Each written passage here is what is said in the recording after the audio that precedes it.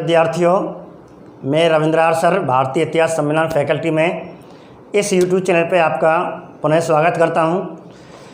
तो आज भी हम कुछ नया लेके आए और आप जानते हो भारतीय इतिहास चल रहा है और भारतीय इतिहास में आपका 4 आश्रम चल रहे हैं। 4 आश्रम, पहला आश्रम मैंने ब्रह्मचर्य आश्रम कल आपको पिछली वीडियो में बता दिया है।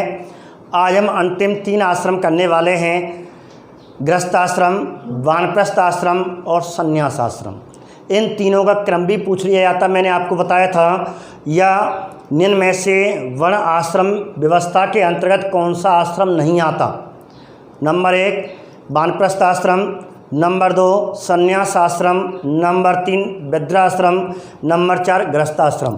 तो वृद्धाश्रम, जो वृद्धाश्रम होता है वो इसमें नहीं आता, लेकिन सामान्यतः बोला जाता है वृद्धाश्रम में जा रहे हैं साहब, इसलिए अधिकतर उन्हीं टॉपिकों को डालता है जो हमारे यहाँ भारतीय समाज में, हमारे समाज में हम चर्चित कर लेते हैं, आपस में आम भाषा में उनका प्रयोग करते हैं। उन शब्दों को ये एग्जामिनर बहुत ज़्यादा डालता है। मैंने आपको मोटिवेशन क्लास में यही बताया था कि एग्ज़ाम का पैटर्न कैसा है, ये स्टूडेंट समझ गया तो क्वेश्चन आराम से क्लियर हो जाता है। इसलिए एग्ज़ाम का सिलेबस, एग्ज़ाम का पैटर्न, एग्ज़ाम का तरीका आजकल चेंज हो गया है, उसी हिसाब से हमें भी चेंज होना है, ठीक है। दूसरी बात, विशेष करके उन चीज़ों को बिल्कुल मत पढ़ो जो बिल्कुल नहीं आने वाली, इकट्ठा ही मत करो। केवल हमें जो आने वाले पूरे चांस होते हैं, अर्थात हमें एग्जामिनर कहाँ तक पहुँच सकता है उतना ही हमें सिलेबस याद करना है कि हमें कोई विशेषज्ञ नहीं बनना, हमें तो पहले नौकरी लेनी है। विशेषज्ञ तो आप पीछे बन लेना, ठीक है। तो ऐसे करके चले हम चालू करते हैं। और हमारा जो टॉपिक चल रहा था, आश्रम व्यवस्था चल रहा था भारतीय संविधान में, वो भारतीय वैदिक सभ्यता में आश्रम व्यवस्था,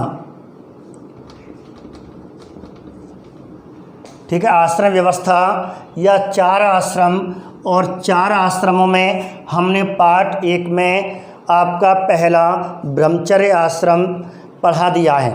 ब्रह्मचर्य आश्रम का प्रारंभ या शुभारंभ उपनयन संस्कार से होता है, समापन समावर्तन संस्कार से होता है।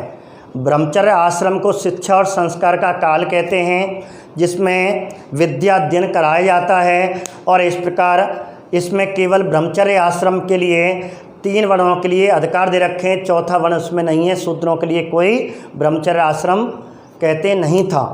बालक, जो ब्राह्मण का बालक था उसका उपनयन संस्कार 8 वर्ष की उम्र में, और क्षत्रिय का बालक 11 और वैश्य का बालक 12।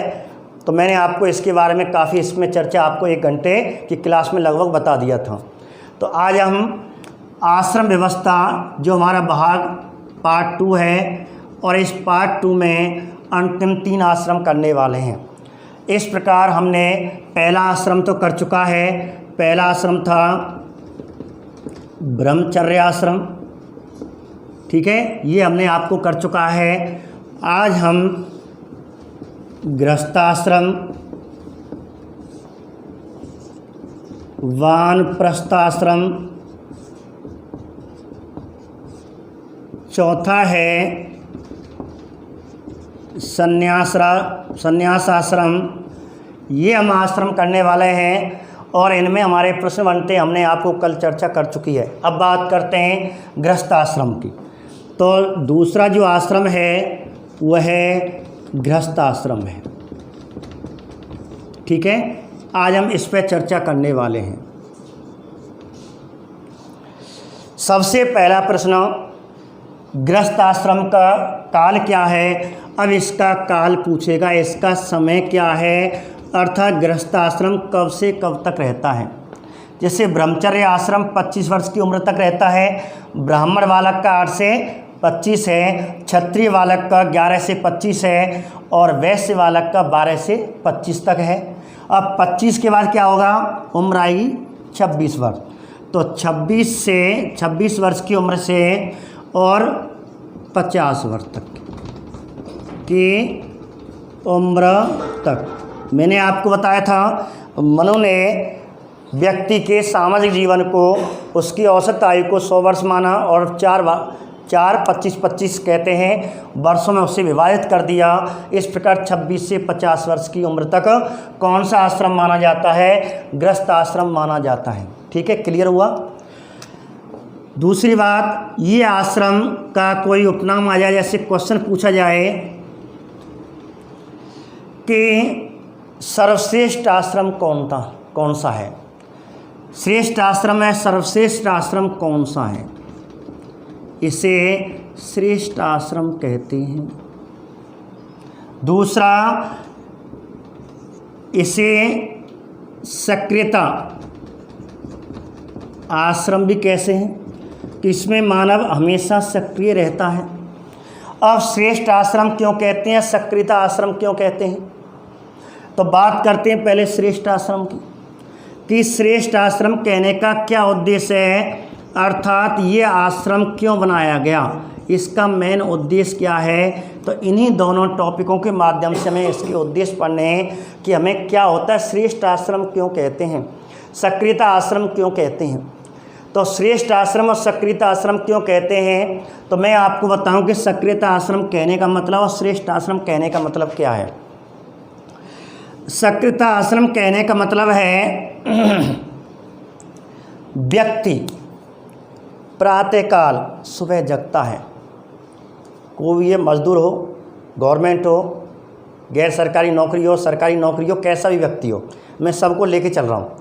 सुबह कहते हैं पुरुष जगह, मनुष्य जगता है बेचारा, जग कर के सुबह अपने नित्य प्रति कार्य किए, फिर अपने नौरे में जिसे कहते हैं पशु बनते हैं, बाड़े में गया, वहाँ उनको चारा दिया, सानी फानी की, और इस प्रकार आकर के कुछ समय बाद दूध दोया। इस प्रकार आ करके अपने घर के छोटे मोटे कार्य किए, फिर नहाया धोया, और नहाने धोने से पहले क्या करता है, तुरंत खेत पे भी जा सकता है। सुबह ला यार एक बोझ चारा डाल जाऊं, चारा डाल गया। इस प्रकार नहाया धोया, हल्का सा भोजन किया, और इस प्रकार अपनी ड्यूटी पे चल दिया। अब जैसे ही अपनी ड्यूटी पे से चलता है, सक्रिय है, सुबह से सक्रिय है वो, जैसे ही ड्यूटी पे चलने लगा, तुरंत तो माताश्री ने या पिता ने कि बेटा ने आँख की दवाई ड्रॉप बीत गई, बेटा ड्रॉप ले आइयो, कि बेटा पिताश्री कह रहे हैं चश्मा ने टूट को चश्मा सही करवा लियो पल्लाते लौटते समय। ठीक है पिताश्री, ठीक है माताश्री, ले ली बेचारे। अब नेक चलो कि मैडम जी आ गई पीछे थे कि नेक पल्लाते सब्जी फब्जी डाल रही हो, राशन फासन ली हो, सब्जी डाल रही हो, थैला पकड़ा दियो, चल दियो बेचारो। अब इस प्रकार अपनी नौकरी ड्यूटी या जो भी मजदूरी करने गया, कर आया, शाम को 5 बजे बाद लौटने वाला है अपने ऑफिस से, कार्य से, ड्यूटी से।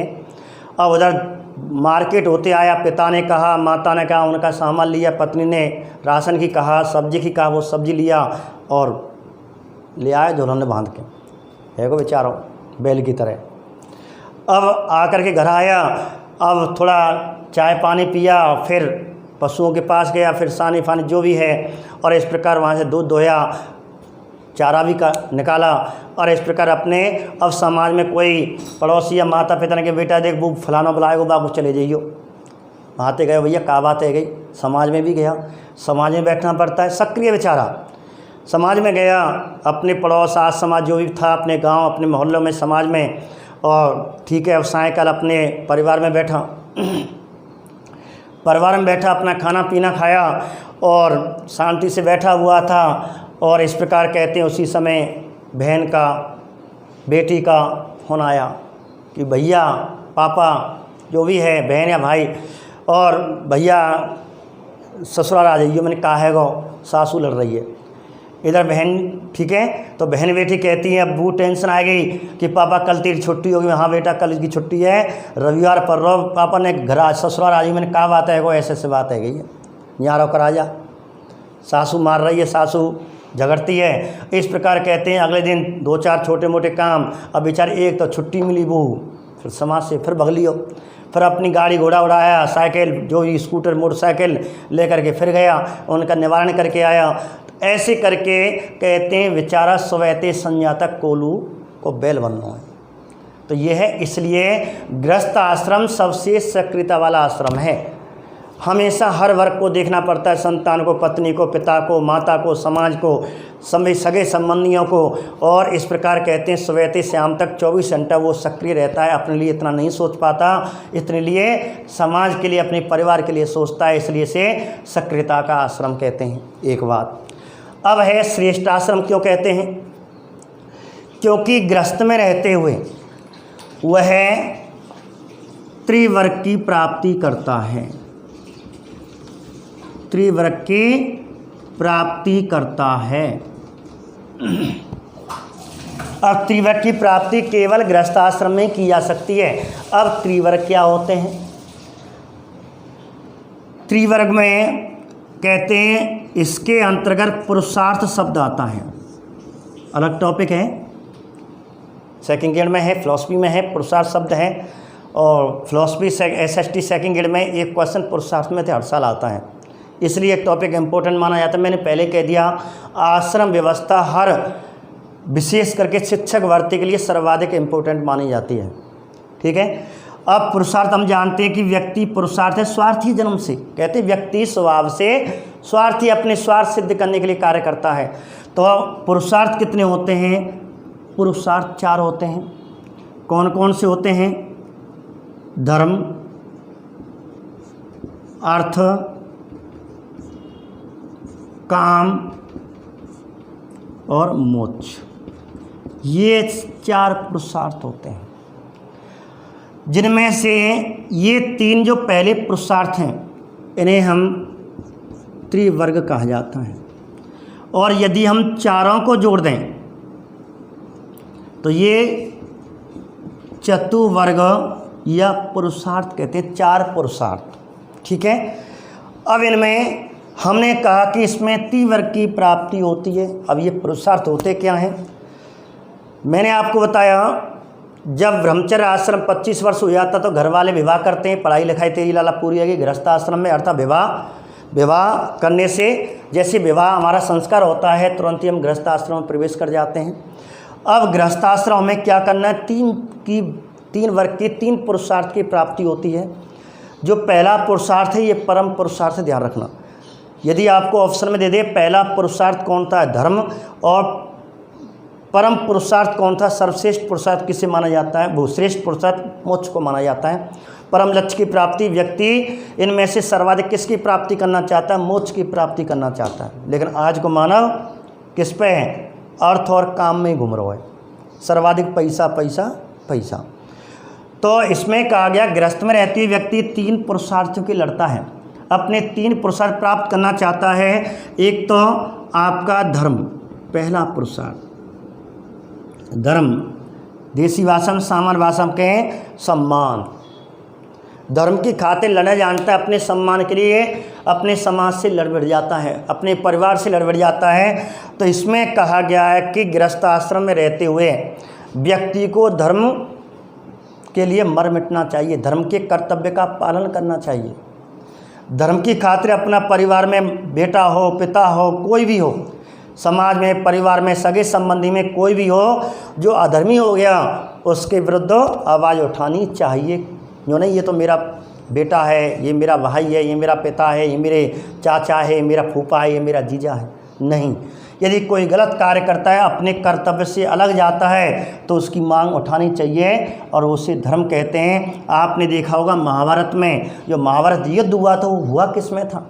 सगे संबंधी, भाई भाई में युद्ध हुआ था। चाचा के चचेरे चचेरे भाइयों, चाचा ताऊ के छोरन में भी युद्ध हुआ। क्यों हुआ? धर्म के खातिर। यदा यदा ही धर्मस्य, श्री कृष्ण ने कहा था कि जब जब धर्म के पतन होगा, अर्थात अधर्म की बात आएगी और धर्म के विरोध में, और अधर्म की बात आएगी, धर्म की और अधर्म की बात आएगी, तो मैं अवतार लूँगा। तो ऐसा ही श्री कृष्ण ने धर्म की खातिर कहते हैं जो अधर्मी हो गए उनको धर्म का विजय हासिल करने के लिए। और इस प्रकार कौरव पांडव में युद्ध हुआ था। और आपने देखा भी होगा महाभारत युद्ध में कुरुक्षेत्र, जिसे ब्रह्मा की जन्मभूमि कहते हैं, ब्रह्मा की कर्मस्थली कहते हैं, कुरुक्षेत्र को कर्मस्थली कहते हैं, ब्रह्मा की कर्मस्थली कुरुक्षेत्र कहलाता है। उस कुरुक्षेत्र में महाभारत का युद्ध हुआ था कौरव और पांडवों में। जब अर्जुन कहते हैं, जब उसने अपने सगे संबंधियों को देखा, द्रोणाचार्य गुरु को देखा, अपने दादाश्री देवव्रत, जिसे भीष्म पितामह कहते हैं, उसको देखा, अपने सगे संबंधियों को देखा, तो उसने श्री कृष्ण से कहा, हे तात कि मैं युद्ध नहीं करूंगा, ये तो मेरा गुरु है, इसने मुझे अस्त्र शस्त्र चलना सिखाया, ये मेरा दादा है, परदादा है, मेरा तात है, मैं इस पर अस्त्र शस्त्र कैसे चलाऊं, ये मेरे मामा का लड़का, ये मेरे ताऊ का लड़का, ये मेरे चाचा का लड़का है, ये मेरा ये है, मैं इस पर अस्त्र शस्त्र नहीं चलाऊंगा। तो उसी समय श्री कृष्ण ने किसका उपदेश दिया? धर्म का, कि बेटा कि यह व्यक्ति वालों तेरा गुरु है, ये तेरा परिवार का है, लेकिन ये अधर्मी का साथ दे रहा है, तो इसलिए ये भी क्या हुए? अधर्मी हुए। वालों धर्म है लेकिन अधर्मी का साथ दे रहे हैं। इस प्रकार कहते हैं धर्म के खातिर व्यक्ति आज भी हम मान सम्मान के लिए मर मिटते हैं। कहते हैं अपने ऊपर मान सम्मान, कहते हैं नाक नहीं कट जाए कोई धर्म के ऊपर, कैसे कह लो भाई मेन धर्म है, तो अपने धर्म के लिए अड़ग रहो। तो हम अपने इस ग्रस्त जीवन में धर्म प्राप्त करना चाहते हैं, एक बात, ठीक है, कर्तव्य परायण की बात आ गई। दूसरा, धर्म के बाद अर्थ। अब गृहस्थाश्रम में क्यों प्रवेश किया? हमें अर्थ चाहिए, भौतिक सुख सुविधा। इसका अर्थ होता है भौतिक सुख। हम भौतिक सुख प्राप्त करना चाहते हैं, धन, मान सम्मान, अच्छा परिवार, अच्छा घर, वीआईपी घर, एसी लगा हुआ, टाइल्स फाइल्स लगा हुआ, अपनी गाड़ी घोड़ा, अपने वीआईपी की तरह रहना, ठाट बाट से रहना, अर्थात भौतिक सुख सुविधा प्राप्त करने के लिए हम अर्थ विवाह करते हैं, पैसा कमाते, परिवार हो गया, माता पिता भी पालने, संतान पालनी है, और इस प्रकार ये तो कर्तव्य की बात हुई धर्म की, और यहाँ भौतिक सुख सुविधा की बात हुई। अब तीसरा जो हमारा पुरुषार्थ है वो काम, काम वासना, सीधी बात है। शारीरिक सुख, हम विवाह क्यों करना चाहते हैं? शारीरिक सुख के लिए। प्रत्येक व्यक्ति शारीरिक सुख के लिए विवाह करना चाहता है, तो यहाँ शारीरिक सुख भी मिलता है, विवाह होता है पत्नी के साथ, ठीक है, शारीरिक सुख प्राप्त करता है। तो ऐसी तो धर्म, अर्थ और काम, लेकिन पुरुषार्थ की प्राप्ति हम गृहस्थ आश्रम में नहीं कर सकते, ये ध्यान रखना। तो गृहस्थ आश्रम में किस पुरुषार्थ की प्राप्ति नहीं कर सकते? मोक्ष के। और पहला पुरुषार्थ कौन सा होता है? धर्म होता है। परम पुरुषार्थ कौन सा होता है? मोक्ष होता है, जिसे हम संन्यास आश्रम में ही प्राप्त कर सकते हैं। तो इस प्रकार धर्म, अर्थ और काम की प्राप्ति, अर्थात त्रिवर्ग की प्राप्ति कर सकते हैं। एक बात गृहस्थ में रहते हुए, भाई शादी तो हमारी गृहस्थ में ही होगी, यहाँ में कहाँ से, यही ब्रह्मचर्य में होगी नहीं, इसमें होगी नहीं, इसमें नहीं है। दूसरी बात, त्रिवर्ग की प्राप्ति। अब जो ऋण होते हैं, त्रिऋण से मुक्ति, इसी आश्रम में हमें त्रिऋण से मुक्ति मिल सकती है। कहते हैं कि बेटा तो पे ऋण हैं, तेरे पे ऋण हैं और तुझे ये ऋण चुकाने हैं, और यदि ये तुमने ऋण नहीं चुकाए तो अगले जन्म में तो भोगना पड़ेगा। कहते हैं पतो ना तेरो का खाया हो। आपने सुना होगा माता पिता किसी बड़े भाई बहन से कि मैं पतो ना तेरो क्या खाया हो, कि जा जन्म हुए तो ऋण चुकानो पड़ रहा है। तो ऐसा नहीं है जाए, इसलिए इसी जन्म में हमें 3 ऋण से मुक्ति मिलनी है। अब ये 3 ऋण कौन कौन से हैं, अब वो आपको ध्यान रखने हैं। 3 ऋण कौन कौन से हैं? तो त्रिऋण से हमें मुक्ति इसी गृहस्थ आश्रम में मिल सकती है, इसलिए इसे श्रेष्ठ आश्रम की श्रेणी यही है। एक काम है कि त्रिवर्ग की प्राप्ति इसी आश्रम में होती है, श्रेष्ठ आश्रम हो गया। त्रिऋण से मुक्ति, और 3 ऋण कौन कौन से हैं? तो 3 ऋण हैं। सबसे पहला ऋण देव ऋण।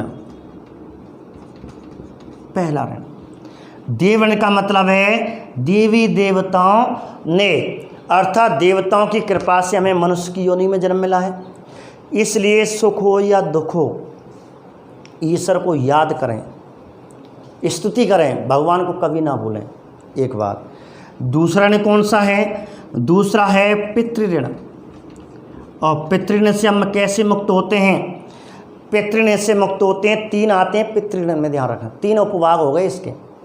पितृऋण के अंदर पितर आ गए, पूर्वज आ गए, अर्थात पूर्वजों का सम्मान समय समय पे तर्पण करना, श्राद्ध करना, समय समय पे उनको भी याद करना है।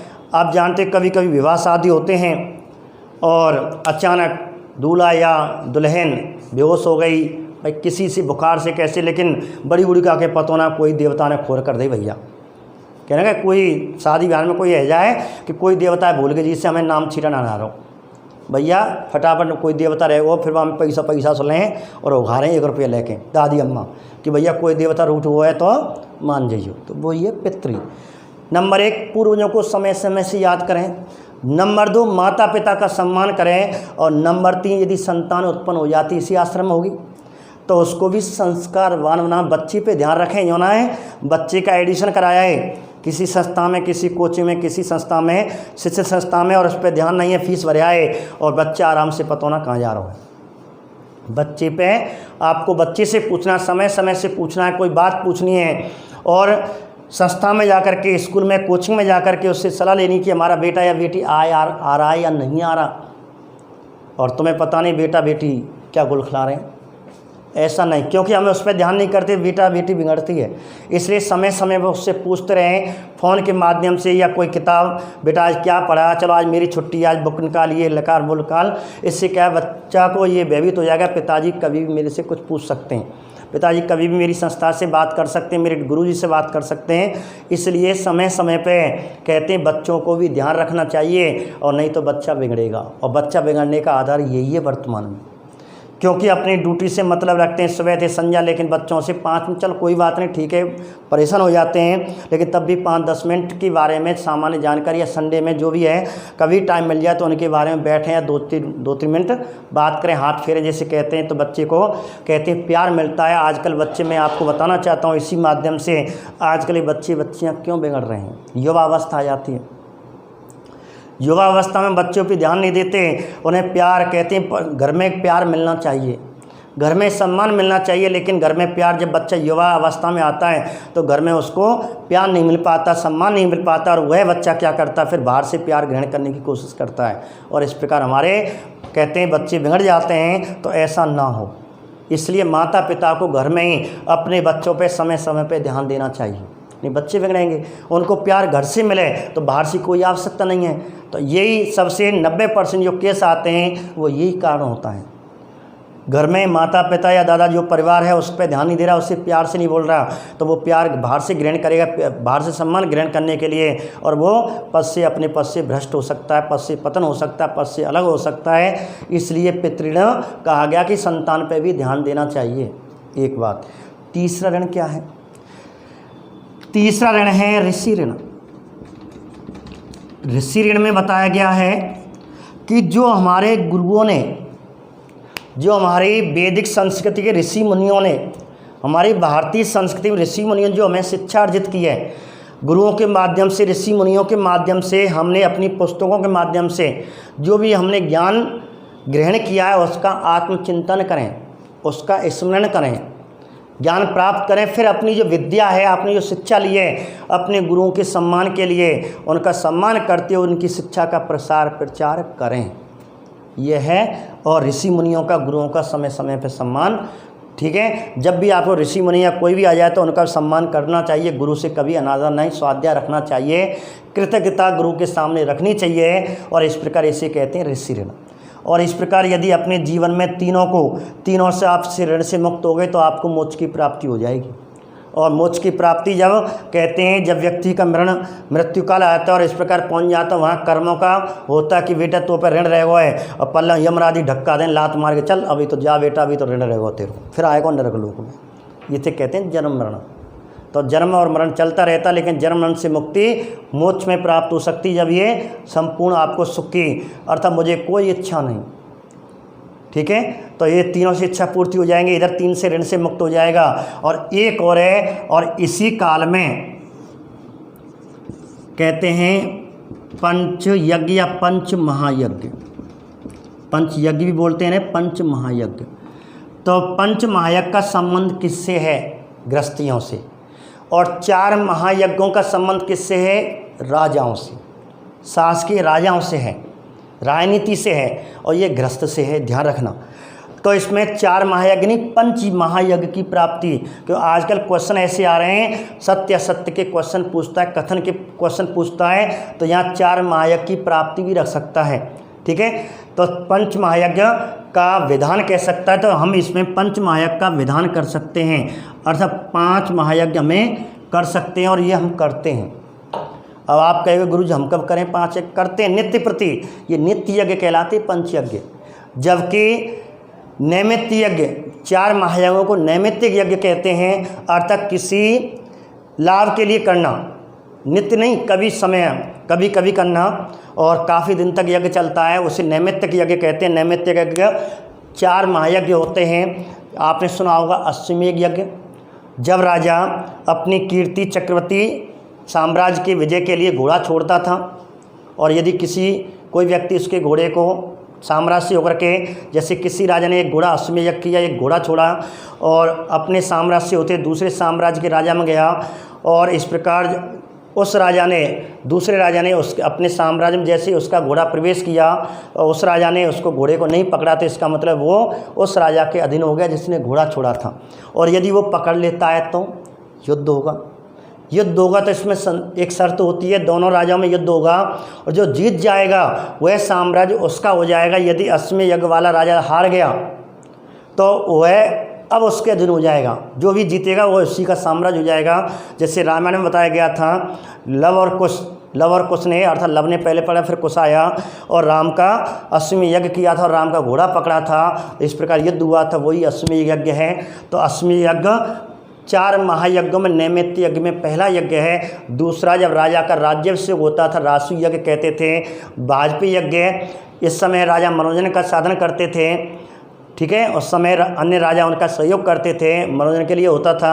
और चौथा है पुरुषमेध यज्ञ। पुरुषमेध यज्ञ में राजा किसी की प्राप्ति हेतु, ठीक है, लाभ की प्राप्ति हेतु कहते हैं किसी पुरुष की बलि देता था, उसे पुरुषमेध यज्ञ कहते हैं। एक और होता है अग्निहोत्र होम। अग्निहोत्र होम 4 महायज्ञों में नहीं आता, वो 7 सोम यज्ञों में आता है। एक क्वेश्चन बन सकता है, इनमें से कौन सा महायज्ञ नैमित्तिक यज्ञ या 4 महायज्ञों में नहीं आता? तो आपको अग्निहोत्र होम रखेगा। अग्निहोत्र में भी बलि दी जाती है पुरुषमेध की तरह, लेकिन पुरुषमेध में बलि दी जाती है पुरुष की, जो लगभग 5 दिन चलता है, और अग्निहोत्र मात्र 1 दिन चलता है, जिसमें पशु की बलि दी जाती है। इसमें जो यज्ञ करने होते हैं, उससे यज्ञ करने से पहले राजा रानी को, जो यज्ञ करने वाले हैं उनको 1 साल तक ब्रह्मचर्य आश्रम अर्थात अपने आत्मसंयम रखना होता है, यज्ञ करना होता है। इसमें सोमरस पिया जाता है अग्निहोत्र होम में। तो अग्निहोत्र होम 4 महायज्ञों में नहीं आता, ठीक है। ऐसे अब 5 महायज्ञों में कौन आता? 5 महायज्ञों को नित्य यज्ञ कहा जाता है। तो इसमें कहा गया नित्य यज्ञ की प्राप्ति। तो नित्य यज्ञ की प्राप्ति कौन से आश्रम में हम कर सकते हैं? गृहस्थ आश्रम में कर सकते हैं। अब 5 महायज्ञ कौन कौन से हैं? अब आपको ध्यान रखना, नंबर 1, दूसरा, तीसरा, चौथा और 5वां। पहला, दूसरा, तीसरा, चौथा और 5वां। पहला कौन सा? बिल्कुल इसी के आधार पर ये तीनों हैं, जैसे देव यज्ञ, दूसरा पितृयज्ञ, तीसरा ऋषि यज्ञ, ये 3 हैं। तो यज्ञों से पढ़ाने से पहले आपका ये भी प्रश्न बन सकता है, जैसे त्रिऋण में आपको एक क्वेश्चन बता दूं, इनमें से कौन सा ऋण नहीं आता? या तो इसमें मातृ ऋण रखेंगे, क्योंकि सर्वाधिक हम अपने समाज में मातृ ऋण कहते हैं, लला मैया को ऋण ना चुका सके। तो मातृ ऋण अलग से नहीं होता, मातृ ऋण पितृ ऋण के अंतर्गत आता है, या बालिक ऋण या पुत्री ऋण। अधिकतर इन्हीं ऑप्शन को रखता है कि इनमें से कौन सा ऋण नहीं होता, तो तीनों को रख देगा चौथे में। और एक ऑप्शन या तो मातृ ऋण रखिएगा, या बालक ऋण रखिएगा, पुत्र ऋण रखेगा, ठीक है। ये ऋण इसी के अंतर्गत आते हैं, संतान में आ जाते हैं, इसलिए ऋण आपको ध्यान रखना ये 3 है। इधर देव यज्ञ, पितृयज्ञ, ऋषि यज्ञ, और चौथा है निर्यज्ञ, 5वां है भूत यज्ञ, ठीक है। अब भूत निर्यज्ञ को मनुष्य यज्ञ भी कहते हैं, ध्यान रखना। भूत यज्ञ को बलि यज्ञ भी कहते हैं। ऋषि यज्ञ को ब्रह्म यज्ञ भी कहते हैं। लेकिन इसकी व्याख्या पढ़ाने से पहले मैं आपको बता दूं, यदि क्वेश्चन आ जाए इनमें से 5 महायज्ञों में कौन सा यज्ञ नहीं आता, नित्य यज्ञों में कौन सा यज्ञ नहीं आता, तो आप तो ध्यान रखना, कोष्टक वाले के तो आपको ध्यान रख रहे हैं, ये मेन शब्द वेदों में ये शब्द लिखा हुआ है, ये नहीं लिखे हुए, ये शब्द वेदों में नहीं लिखे, ये तो हमने वर्तमान में चर्चित किए हुए हैं उनकी व्याख्या के आधार पर। लेकिन वेदों में केवल ये शब्द 5 शब्द, जैसे संविधान में कौन सा शब्द है ऐसे याद करते हैं, तो केवल ये है, जैसे ऑप्शन में डाल दिए ये 3, 1, 2, 3 और 4 ऑप्शन, चौथे में ब्रह्म यज्ञ कर दिया। कौन सा यज्ञ नहीं होता तो ब्रह्म यज्ञ माना जाएगा। इसलिए आपको ध्यान रखना कौन सा माना जाएगा इसमें। यदि दोनों आ जाते हैं ऑप्शन में तो ऋषि यज्ञ ही माना जाएगा, ब्रह्म यज्ञ नहीं माना जाएगा। ऐसे 1, 2, 3 और 4 में मनुष्य यज्ञ कर दिया तो मनुष्य यज्ञ नहीं माना जाएगा। और नृयज्ञ और मनुष्य यज्ञ भी दे रखे हों, 2 ये दे रखे हों और 2 ये दे रखे हों तो आपको नृयज्ञ ही माना जाएगा। इसी प्रकार बलि यज्ञ भी दे रखा हो ऑप्शन में, भूत यज्ञ भी दे रखा हो, एक में देव दे रखा हो, एक में ऋषि दे रखा हो, तो ऐसी स्थिति में बलि यज्ञ नहीं माना जाएगा। और कौन सा माना जाएगा? भूत यज्ञ। ये आपको ध्यान रखने, ये तो मैंने इसलिए बताए। कभी कभी प्रश्न आ जाता है कि ब्रह्म यज्ञ को कहा जाता है, वैदिक काल में कहा जाता था ऋषि यज्ञ, वैदिक काल में मनुष्य यज्ञ को कहा जाता था नृयज्ञ, बलि यज्ञ को कहा जाता था भूत यज्ञ। ठीक है, ये ध्यान रखना। ये अच्छे क्वेश्चन बनते हैं, बहुत अच्छे क्वेश्चन हैं। तो आपको केवल वरीयता किनको देनी है? इनको कोष्टक वाले को सेकंड लेवल पर। एक बात ऐसे मैंने आपको यहाँ बताया। अब देखिए इनकी व्याख्या सुने। देव यज्ञ, हम नियमित यज्ञ करते हैं, कहते हैं भगवान को 24 घंटा में कभी ना कभी याद कर ही लेते हैं। बता कौन नहीं करता भाई? या तो हम कोई मंदिर के आगे से, चलो मेरे पे नहीं है, कोई व्रत रहता है, व्रत के माध्यम से करता है, कोई कहते नित्य अपने काम से जा रहा है, अपने कोचिंग जा रहा है, अपने स्कूल जा रहा है, अपने कोई काम कहीं खेत पे जा रहा है, कहीं जा रहा है, तो रास्ते में कोई मंदिर मिल गया, अपना आप ही हमारा नतमस्तक हो जाता, हो गया यज्ञ, भगवान को याद कर लिया। या सुबह सुबह हम जगते हैं भगवान को याद करते हैं, या सोते समय भगवान को हे राम हे राम, तो कभी न कभी तो मुँह पर कोई ना कोई देवता को नाम आएगा। तो इस प्रकार नियमित रूप से हम देव यज्ञ करते हैं। कोई मंदिर में जाता वो भी यज्ञ एक तरह के, सब भगवान को याद करने का। पितृयज्ञ क्या है? पितृयज्ञ मैंने बता दिया, अपने अब माता पिता को सम्मान कर रहे हैं, पूर्वजों का नाम हम ले रहे हैं, अपनी संतान पे हम ध्यान दे रहे हैं और देना चाहिए। हम नियमित रूप से पितृयज्ञ भी कर रहे हैं। ऋषि यज्ञ अर्थात हमको जो ज्ञान मिला किसी न किसी माध्यम, पुस्तक के माध्यम से, किसी आपको मोबाइल के माध्यम, किसी न किसी माध्यम ज्ञान ले रहे हो, किसी को हम सलाह भी दे रहे हैं, ये भी क्या है? ब्रह्म यज्ञ है, ऋषि यज्ञ ही है। नृयज्ञ मनुष्य का यज्ञ, जिसे कहते हैं अतिथि सेवा। अच्छा क्वेश्चन है ये, कहते हैं अतिथि देवो भव, ये वाक्यांश वैदिक काल का ही है। अतिथि की सेवा करना, घर में कोई अतिथि आ जाता है, पड़ोसी आ जाए या बाहर का व्यक्ति आ जाए, हम अतिथियों का सम्मान करते हैं, अर्थात मनुष्यों का सम्मान करना।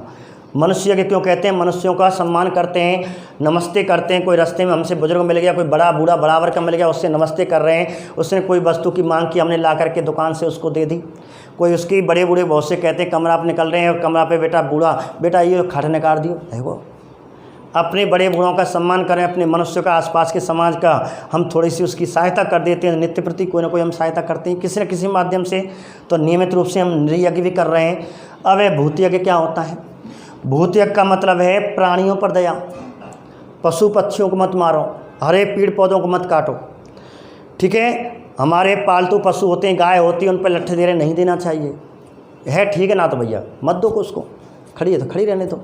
आप पे यज्ञ है, बस की है तो एक उसको चारा या खाना दे दो। तो ये है पशु पक्षियों पे हमें कहते हैं उन पर दया रखनी चाहिए, उन पर हमेशा दया रखो, प्राणी मात्र पे दया रखो। प्राणी को कहते हैं अर्थात मनुष्य के अलावा, यदि आपके अलावा आप मनुष्य योनि में आपके अलावा जितने भी प्राणी हैं उन पर आपको दया करनी चाहिए, उसे भूत यज्ञ कहते हैं। यहाँ भूत कोई अन्य चीज़, भूत यही है। पशु पक्षी पेड़ पौधों को भूत कहा जाता है। अन्य दूसरे जो प्राणी माना जाता है, पेड़ भी एक प्राणी के रूप में, एक सजीव के रूप में। खाद्य श्रृंखला पे हमें ध्यान रखना, यदि हमने इसको मार दिया, इनकी मांस आहार के लिए, भोजन के लिए हमको मार दिया, शिकार कर लेते हैं, ये गलत है, ऐसा नहीं करना है, वेदों में लिखा हुआ है। ठीक है, और बलि यज्ञ का मतलब त्याग, सम्मान करें। इस प्रकार कहते हैं ये पंचमाया की प्राप्ति हमें कहाँ प्राप्त होती है? गृहस्थाश्रम में प्राप्त होती है। एक बात तो ये 3 है, त्रिवर्ग की प्राप्ति, त्रिण से मुक्ति, पंचमाया का विधान किस आश्रम में है? गृहस्थाश्रम में। सर्वश्रेष्ठ आश्रम में श्रेष्ठ आश्रम किसे कहा जाता है? और सकृत आश्रम किसे कहा जाता है? और इस प्रकार कहते हैं ये आपके कौन सा ऋण होता है, कौन सा नहीं होता, कौन सा यज्ञ होता है, कौन सा यज्ञ नहीं होता। ठीक है, तो हमने ये इस प्रकार ब्रह्मचर्य आश्रम पढ़ा, तो आप इसके नोट करें।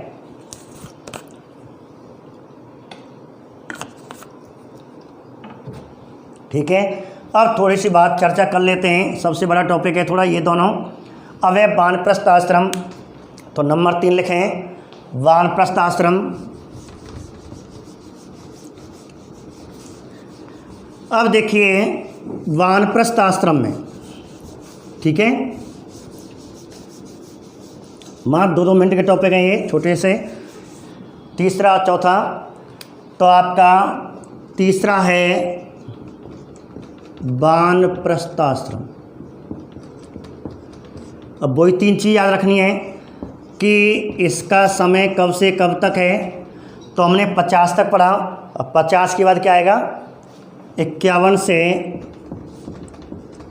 75 की उम्र तक ये काल होता है। दूसरा, इस काल को क्या कहा जाता है, क्या होता है ये काल, तो कहा जाता है समाज सेवा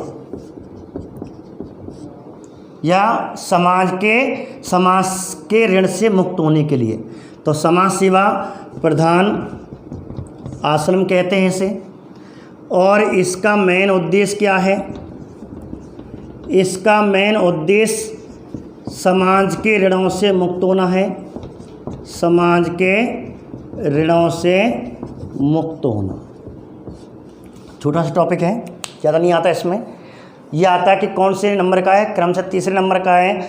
अब 51 से 75। अब इसमें कहा गया है कि जब तुम गृहस्थ आश्रम में हो, आपके पुत्र या पुत्रियां बड़े हो गई, पुत्री का आपने विवाह कर दिया, पुत्र का भी विवाह करने के पक्ष में हो या विवाह हो गया, तो ऐसी स्थिति में हमें अब क्या करना चाहिए। भाई आप ससुर बन गए, आप सास हो गई, तो आपका दायित्व होता है कि अपनी पुत्र वधू को, अपने पुत्र को जिम्मेदारी सौंप दो। जो मुखिया का काम अब तुम कर रहे थे, अब मुखिया का तुम्हारी पुत्र वधू करेगी, तुम्हारे बेटी की बहू करेगी, तुम्हारा बेटा करेगा, मुखिया बनेगा। उसको मुखिया की पगड़ी पहना दो। अर्थात वह निर्णय, हाँ सलाह के लिए आप सलाह दे सकते हैं, लेकिन आप तो केवल समाज सेवा में अपना जीवन व्यस्त करो। कहने का मतलब 90% लगभग समाज सेवा, 10% केवल घर से संबंध रखो। जबकि वानप्रस्थ में कहते एक तरह का कहते मैं तो वानप्रस्थी हो गया, घर से त्याग भौतिक सुविधाओं को अलग कर दो। जो हम गृहस्थ आश्रम में धर्म अर्थ काम की भी इच्छा थी, तो काम की इसमें इच्छा खत्म हो जाती है।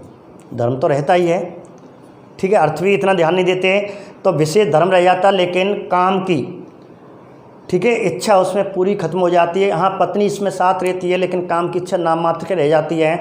और एक घर में रहते हुए, और कहा जाता है कि भगवान का ध्यान करें बड़े बूढ़े। जैसे हम कहते हैं कि मैया दादी तू तो बड़ी बूढ़ी है गई, अब तो भगवान को ध्यान कर, माला जप और सुबह संध्या रोटी मिल जाए। कहते हैं कभी लड़ाई झगड़ा हो जाए तो समाज या रिश्तेदार समझावे आवें, या बेटी समझाने आती ससुराल से कि मैया तू काहे लड़ाई भाभी थे, कि अब तो भगवान को ध्यान कर, वानप्रस्थ हो गया, तुझे क्या मतलब इनसे, तुझे अपनी मोमाया से, तेरा समय कुछ समय के लिए है, भगवान के ध्यान कर, 2 रोटी मिल जाते, दोनों टाइम की मस्त रहे, वो ये। लेकिन आजकल की कुछ कहते हैं सास की उपाधि ले वो चाहे मरवे तक, ऐसा नहीं होना चाहिए। लेकिन ऐसा नहीं होना चाहिए भाई, उनको अपनी, अब आपकी जो पुत्र वधू है उसको दे दो, क्योंकि उसका बेटा भी विवाह होने लायक है, वो भी सास बन गई।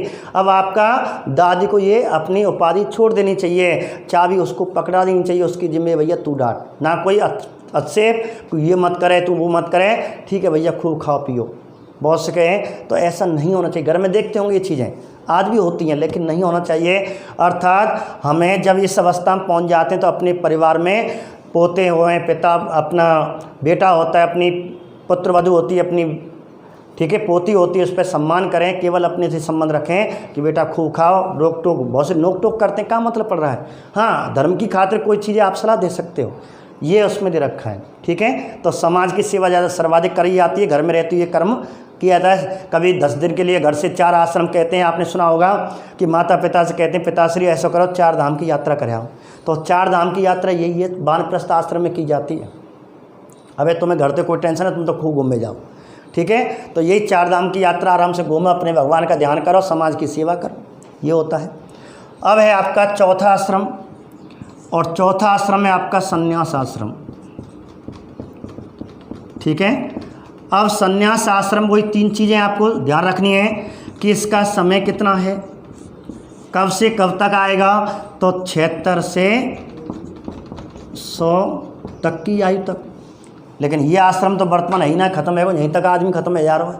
क्यों? क्योंकि वो नियमितता से नहीं चल रहा है। चरणबद्धता से नहीं चल रहा। यदि कहते हैं आज भी, यदि व्यक्ति चरणबद्धता से चले आज भी कहते हैं 100 तक जीवित रह सकता। लेकिन हम क्या करते हैं, इस आश्रम में हमें काम की इच्छा यहाँ भी नहीं छोड़ रही। धर्म की इच्छा, हम धर्म को तो साथ में लेते हैं लेकिन काम की इच्छा नहीं छूट रही, और इस प्रकार कहते हैं और इस जल्दी बुढ़ापा आ जाता है। ऐसा नहीं, समय से हर चीज़। तो ऐसे काल 76 से 100 तक। अब इसका कोई उपनाम हो तो इसमें आध्यात्मिक कहते हैं परम लक्ष्य की प्राप्ति, आध्यात्मिक परम लक्ष्य की प्राप्ति का आश्रम, आध्यात्मिक परम लक्ष्य की प्राप्ति का साधन या आश्रम कौन सा है। इसमें मनुष्य का जो परम लक्ष्य है, तो मैंने बताया मनुष्य के 4 लक्ष्य होते हैं, धर्म अर्थ काम मोक्ष। धर्म अर्थ काम तो गृहस्थाश्रम के लिए है। अब यहाँ हो जाता है आपका मोक्ष प्राप्ति। अब हमें कहते हैं जब हम पूर्णतः हम इस अवस्था में पहुँच जाते हैं, और आपने सुना होगा किसी दादी या कोई बड़े बूढ़े से, भैया मैं तो फ्री हूँ। तो फ्री का मतलब अब तो भगवान मोह ले जा, अर्थात मुझे जीवन में कुछ नहीं चाहिए। इसका मतलब है दोबारा मुझे इस जीवन में मनुष्य की योनि में, इस प्राणी की योनि मुझे जन्म न दिया है। 84 लाख की योनि कहते हैं मुझे नहीं चाहिए। मुझे तो, मैं तो ईश्वर की आत्मा में प्रवेश करना, परमात्मा बनना चाहता हूँ, परम आत्मा। और जब आत्मा आपकी ईश्वर में विलय हो जाएगी तो आप परमात्मा विलीन हो जाओगे। अब मुझे जन्म मरण से मुक्ति मिल रही है, अर्थात दोबारा आपका जन्म ना हो, जन्म आपका ना हो, तो उसे मोक्ष कहते हैं। और इस प्रकार इसका मेन अर्थ क्या है, ये मेन इसमें उद्देश्य क्या है, तो मनुष्य को परम लक्ष्य की प्राप्ति, परम लक्ष्य की, यदि आपको परम लक्ष्य की प्राप्ति करनी है अर्थात मोक्ष को प्राप्त करना है, अब आपको घर त्याग देना है। इसमें घर नहीं त्यागा, घर में आ रहे हैं जा रहे हैं, आ रहे हैं, कभी आगे कभी नहीं जाए, इससे पूर्णतः गृह त्याग की अवस्था, ये क्या कहलाती है, गृह त्याग की अवस्था। घर को पूर्णतः छोड़ दिया जाता है और किसी निर्जन क्षेत्र में जा कर के, बिल्कुल घर से दूर जा कर के, अपने समाज से दूर जा कर के भगवान का ध्यान करते हैं कि भगवान मुझे मोक्ष की प्राप्ति, जीवन मरण से मुक्ति दे दो। तो मनुष्य का परम लक्ष्य क्या है, तो के.पी. कपाड़िया ने कहा है कि मनुष्य का परम लक्ष्य मोक्ष की प्राप्ति होता है। तो निम्न में से कौन सा पुरुषार्थ परम लक्ष्य माना जाता है। मनुष्य का परम लक्ष्य क्या है, मोक्ष की प्राप्ति, अर्थात मुझे इस नरक लोक में दोबारा मेरा जन्म ना हो, कोई भी योनि में, पशु पक्षी जीव, ठीक है, सजीव किसी प्राणी में मुझे जन्म ना हो। इस प्रकार कहते हैं मनुष्य का जीवन व्यतीत होता था प्राचीन काल में, वैदिक काल में, लेकिन आज मनुष्य केवल यहीं तक सीमित रह गया। लेकिन यदि अपने जीवन का समय रूप से कार्य का विभाजन यदि मनुष्य कर ले तो मैं कहता हूँ मनुष्य 100 साल तक जीवित रह सकता है। इस प्रकार हमने आपको ये टॉपिक पढ़ाया, और टॉपिक में आपको 2 मिनट का रिवाइज कर देता हूँ। तो तीसरा आश्रम कौन सा, वानप्रस्थ आश्रम, समाज की सेवा, समाज से संबंध वाला आश्रम कौन था, वानप्रस्थ आश्रम है। ऐसे गृह त्याग की अवस्था कौन से आश्रम में की जाती है, संन्यास आश्रम में। और आध्यात्मिक परम लक्ष्य की प्राप्ति कौन से आश्रम में की जा सकती है, संन्यास आश्रम में। परम लक्ष्य मनुष्य का परम पुरुषार्थ कौन सा होता है, मोक्ष होता है। परम लक्ष्य की प्राप्ति, मोक्ष की प्राप्ति कौन से आश्रम में, संन्यास आश्रम। इस प्रकार ये आपका टॉपिक, ठीक है। तो कल नया टॉपिक का नया चीज़ आपको दोबारा प्राप्त हो, तो इसलिए इस चैनल को सब्सक्राइब करें। नमस्कार।